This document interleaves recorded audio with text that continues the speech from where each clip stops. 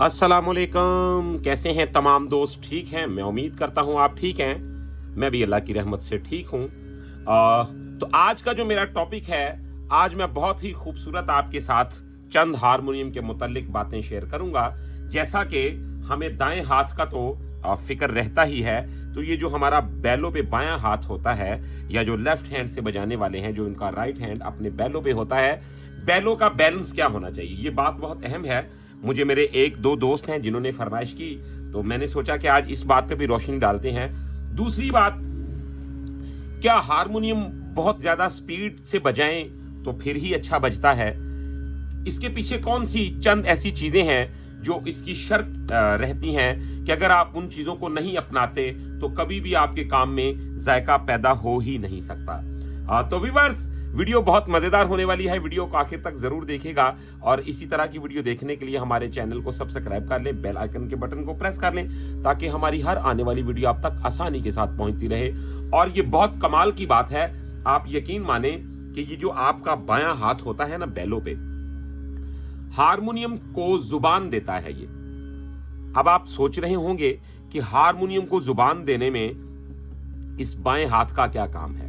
ये बहुत ही कमाल की बात है और मैं आज के इस लेसन में जो आपके साथ बात ये शेयर करने वाला हूं, आपने इसको अच्छी तरह समझ लेना है और अभी अपना हारमोनियम निकाल के इसे ट्राई करना है मेरा लेसन देखने के बाद, और फिर आप देखिएगा कि वाकई ही इसमें क्या राज छुपा हुआ है। तो ये वो बातें हैं जो व्यूअर्स आपके साथ बहुत सारे लोग हैं जो करना मुनासिब ही नहीं समझते, क्योंकि वो इन बातों को सिर्फ अपने लिए और अपने बच्चों के लिए महफूज रखना ही पसंद करते हैं। तो आए वीडियो को शुरू करते हैं बिना टाइम को वेस्ट किए। आपने अच्छी तरह इस बात को समझ लेना है कि मैं जो बात कर रहा हूं इसमें फीलिंग कैसे पैदा होती है। यानी कि आप गौर करें, हारमोनियम को बहुत ज्यादा स्पीड से बजाएंगे तो कोई अनोखा काम नहीं होगा। देखें, जैसे मिसाल के तौर पे हम किसी काम को करते हैं, अगर जरूरत से ज्यादा करते हैं तो फिर भी बुरा हो जाएगा, अगर उसकी जरूरत से, उसकी रिक्वायरमेंट से कम करते हैं तो वो फिर भी बुरा हो जाएगा। तो हमने क्या करना होता है, उतना ही मिजान में तोल के काम करना होता है जितना जरूरत होती है कंपोजिशन की, राग की या उसके चलन की। तो ये बातें बहुत अहम हैं, ठीक है। तो आए वीडियो को शुरू करते हैं, जरा गौर कीजिएगा। अब देखें कि मैंने अपने बाएं हाथ का जो यूज है वो कितना करना है। मिसाल के तौर पे ये देखें जी, मैं इसको थोड़ा सा ऐसे कर देता हूं, अगर आपको इजीली ये दिखाई दे तो। ये देखें जी, अब हम क्या करेंगे, ये मेरा बायां हाथ है,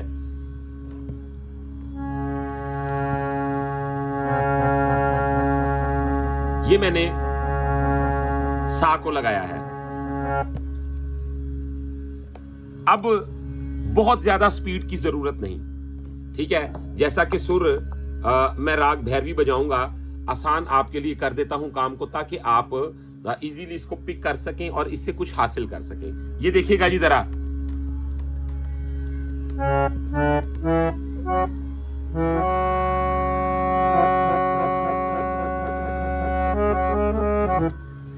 अब मेरे बैलों का बैलेंस बिल्कुल मेरी फिंगर के और मेरे उस इरादे के मुताबिक है।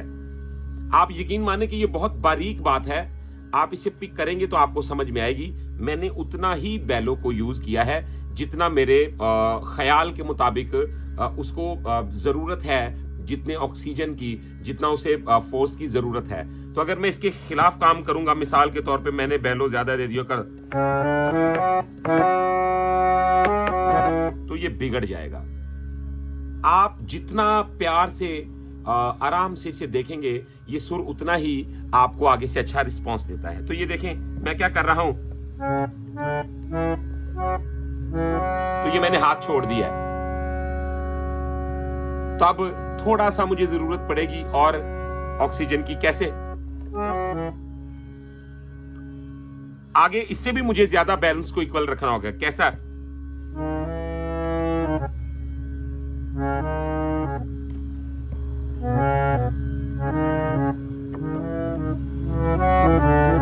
जैसे कोई गाना गाते वक्त अपने फेफड़ों पे इतनी मुहारत रखता है कि वो उतना ही ऑक्सीजन यूज करता है जितना वो खूबसूरती के लिए बनाना चाहता है। आपने मेरी बात को पिक करना है। ये आपके लिए बहुत ही कमाल का टॉपिक है। आपने इस टॉपिक को अच्छी तरह समझना। देखें, ये मेरा बायां हाथ है, मैं इसको जरूरत से ज्यादा या बेतुका यूज करूंगा, यानी कि इसकी उस खूबसूरती को मद्देनजर नहीं रखूंगा, बस ऐसे ऐसे करता जाऊंगा जैसे इसको फजूल समझूंगा, तो सवाल ही नहीं पैदा होता। मैं इधर से कुछ भी कर लूं, मेरे काम में कभी भी वो जायका पैदा ही नहीं हो सकता। आपका जो बायां हाथ है, इसका बहुत किरदार होता है। आपने बिल्कुल एक मिजान में रख के इसको चलाना होता है। अब गौर करें जी, जैसा कि मैं कर रहा हूं,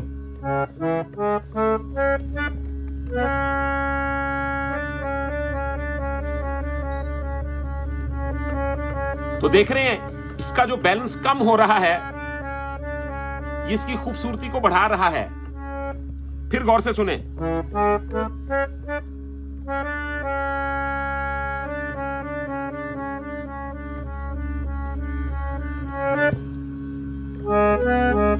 अब मुझे थोड़ा सा जरूरत थी उसकी हवा की, और मैंने हल्का सा उधर से यूज कर लिया उसे। ये देखें,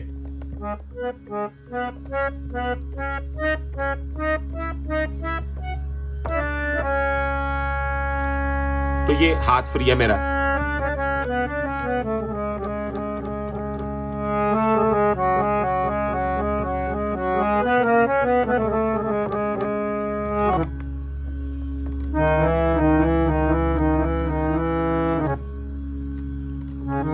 अब मैं क्या इसमें स्पीड कितनी यूज कर रहा हूं? देखें ना, हमेशा जैसे मैं किसी से बात करता हूं, तो जो बाइल्म बंदा होगा ना, वो ये सोच के मेरे साथ कभी भी बात नहीं करेगा कि यार ये एक बात करेगा तो मैंने आगे से 10 बातें करनी है। ना ना ना ना, ना। उसकी कोशिश होगी यार एक बात और उसका शॉर्टकट चंद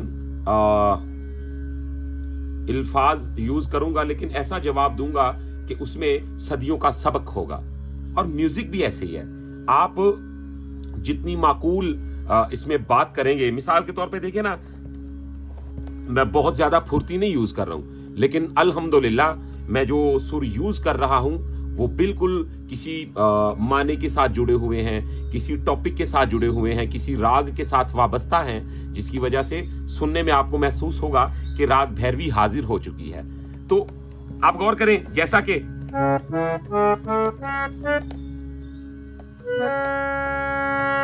अब गौर कीजिए,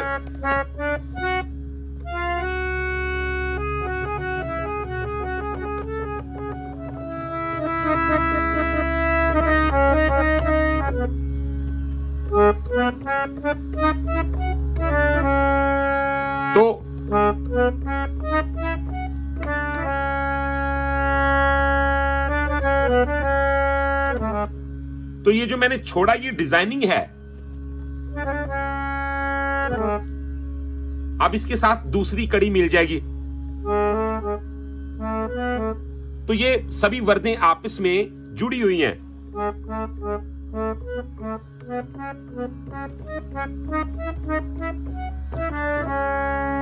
व्यूअर्स, आप यकीन माने कि आप अगर महसूस करें तो ये बहुत ही आपको अहम बात बता रहा हूं कि आपके बाएं हाथ का इसमें क्या रोल है।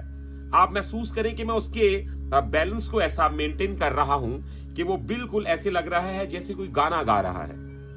तो अगर यहां से मैं अनाड़ियों की तरह इसको यूज करूंगा तो इसके दो नुकसान होंगे। एक तो मेरा सबसे बड़ा नुकसान ये है कि मेरे कभी भी काम में वो जायका पैदा नहीं हो सकता कि सुनने वाले के कानों को मजा करवाए। दूसरी बात, जब मैं इसका गलत यूज करूंगा मेरा हारमोनियम जल्दी खराब होगा, क्योंकि इसकी खराबी जो है वो हारमोनियम की सबसे अहम खराबी होती है, क्योंकि यहां से ऑक्सीजन ज्यादा देंगे, सुरों पे लोड ओवर पड़ेगा, तो क्या होगा, हवा फिटिंग भी खराब हो जाएगी और आपका तरीकाकार भी गलत होगा और आपकी जो सुरें हैं वो भी उनका बैलेंस इन आउट होने का खदशा होता है, जिसकी वजह से हारमोनियम की ट्यूनिंग खराब हो जाती है। तो ये बातें अनमोल मोती हैं जो आपके साथ में शेयर करता हूं, आपने इन पे फोकस करना है। अब गौर करें, हारमोनियम की फिजिकली जो तरतीब है, बहुत ज्यादा स्पीड की जरूरत नहीं होती। आपने क्या करना है, देखें, जैसा कि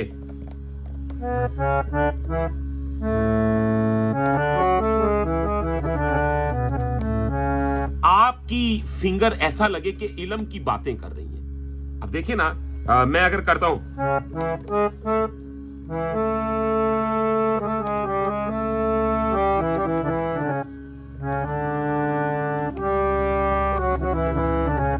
अब मैंने ये बेडार सुर लगाया। अब देखिएगा कि इसमें हम क्या मजा पैदा करते हैं, यानी कि राग भैरवी मैंने शुरू किया था, तो अचानक दिल किया कि जी किसी और शक्ल में चलते हैं, तो टोडी की तरफ हम चल पड़ते हैं। तो क्या करेंगे,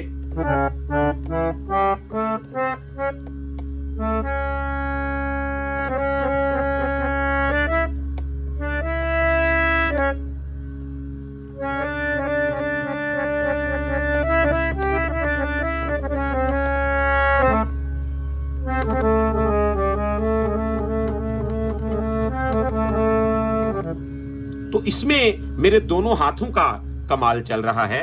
ये बायां हाथ भी मैं उतना ही यूज कर रहा हूं जितना एक मेजान में होना चाहिए, और अपने राइट हैंड का भी इस्तेमाल उतना ही कर रहा हूं। हालांकि आप यकीन माने कि मैं आपको कवाली का अंदाज सुनाता हूं, मैं आपको बहुत फास्ट हारमोनियम भी सुनाता भी हूं और सुना भी चुका हूं, लेकिन जो इस काम का जायका है, जो इस काम का मजा है, यकीन माने ये वो अंदाज है जो सैकड़ों सालों से अच्छे बुजुर्ग, बाइल्म बुजुर्ग जो थे, उनका ये स्टाइल रहा है। तो गौर करें, एक छोटा सा आपको मैं डेमो दे रहा हूं। क्या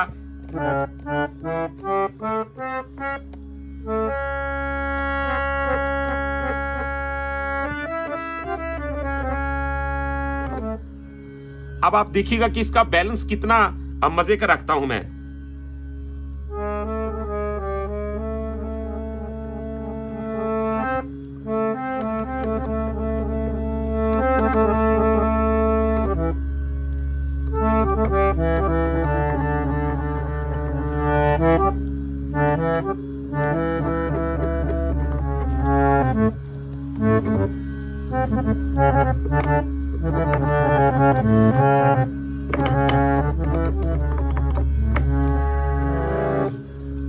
तो दोस्तों, ये था हमारा आज का टॉपिक कि आप अपने दाएं हाथ को और बाएं हाथ को दोनों को गौर से देखा करें और इन दोनों का ये बैलेंस रखा करें। मैंने इस वीडियो में आपको बहुत सारी अहम बातें बताई और लास्ट में एक बहुत ही खूबसूरत आपको मैं मैसेज देता चलूं।